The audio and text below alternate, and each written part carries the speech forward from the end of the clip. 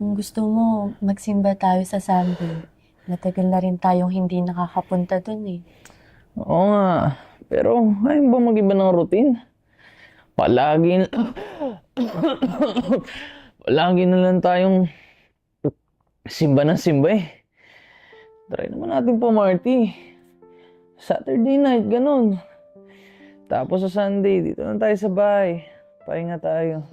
May sakit ka na nga. Uunahin mo pang magplano ng gimmick sa Saturday. Eh, alam ko naman yun. Pero sana naman i-try natin yung mga ganun kahit minsan. Para hindi man boring. Hindi ko alam. Gusto ko lang naman ng tahimik na buhay kasama kayo. Oh, sige na, wag na lang. Patrick. Tawagin mo ng ayaw, minsan lang eh. Ito ka na.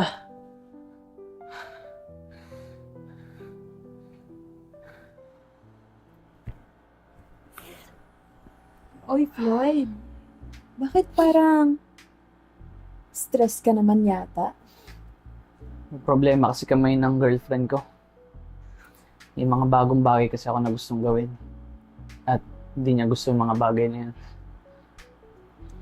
Alam mo, hindi mo naman pwedeng ikulong yung sarili mo eh.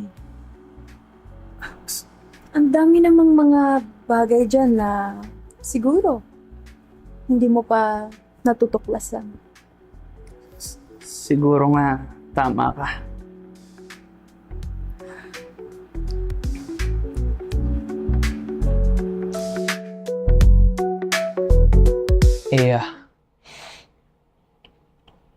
Kailangan ko muna hanapin yung sarili ko. Ha? Anong ibig mong sabihin? May nagawa ba akong mali? Hindi naman sa ganon. Sadyang, di ko lang talaga maintindihan yung sarili ko kapag kasama ka. Dahil ba to sa mga bagay na gusto mong gawin at ayoko? Naboboard na kasi ako, Iya. Feeling ko nakakulong ako sa paulit-ulit na buhay. Ganun ba? Sige. Masakit man sa akin to.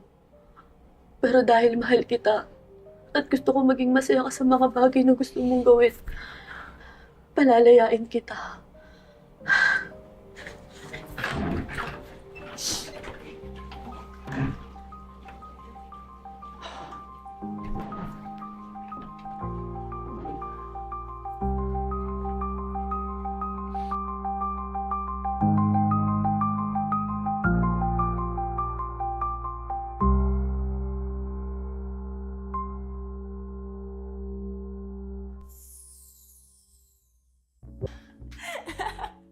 You know what?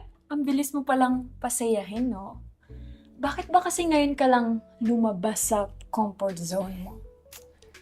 Siguro nga kailangan ko lang ng bagong perspektibo. Kasama ka.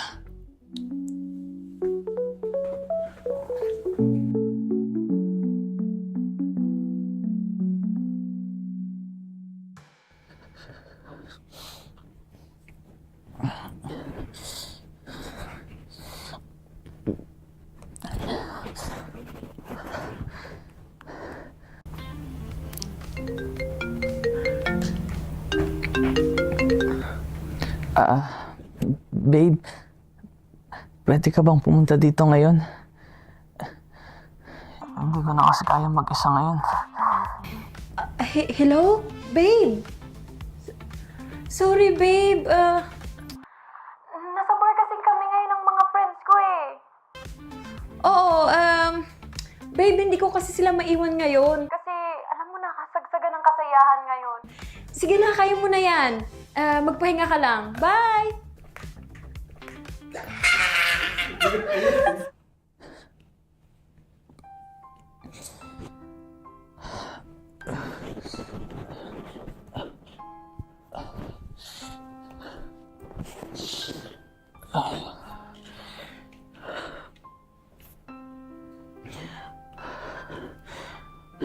Love, ikaw lang pala yung tunay na may malasakit sa akin.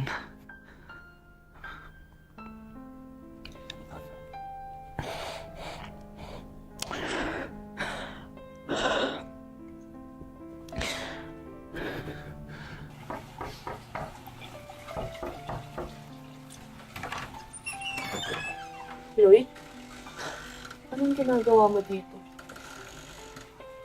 Alam kong wala akong karapatan para bumalik dito. Pero gusto ko lang sana mag-sorry. Nagkamali ako, Eya. Nagkamali ako sa mga nagawa ko. Sinaktan mo ako. Iniwan mo ako nang hindi ko man lang alam kung ano yung mali ko. Oo, alam ko. Siguro hinanap ko lang yung hinahanap ko sa iba. Ngayon ko lang na-realize na ikaw talaga yung kailangan ko. Hindi ko napahalagan yung pagmamahal at yung pagmamalasakit na binigay mo sa akin. Hanggang sa mawala ka. Akala ko, sapat na sa'yo yung pagiging tapat at simple ko. Pero iniwan mo ako. Tapos pinili mo yung masayang buhay, di ba? Oo, masaya ako. Pero sandali lang yun. Hindi yun yung tunay na kaligayahan, Iya. Nung magkasakit ako, wala si Ann. Naisip ko kung paano ka palagi nandyan para sa akin. Kahit nga simple lang yung relasyon natin. Alam kong mahirap sa'yo para patawarin ako. Pero nandito pa rin ako ngayon. Nagbabaka sakali na sana mapatawad mo. Mahal kita, Floyd. Pero hindi ko alam kung kaya pa kitang pagkatiwalaan ulit. Paano ako makakasigurado? Hindi ko alam kung paano ko papatunayan yung sarili ko sa'yo. Pero pangako, gagawin ko ang lahat. May balik lang yung tiwala mo. At hindi ko nasasayangin yung pagmamahal na ibibigay mo. Kung bibigyan mo pa ulit ako ng isa pang pagkakataon. Sige. Bibigyan pa kita ng isa pang pagkakataon. Pero ito, tandaan mo hindi ko na ulit gagawin to. Hindi ka na pumasok, anak. Salamat, mahal. Salamat. Simba na tayo sa Oo, mahal. Simba na tayo.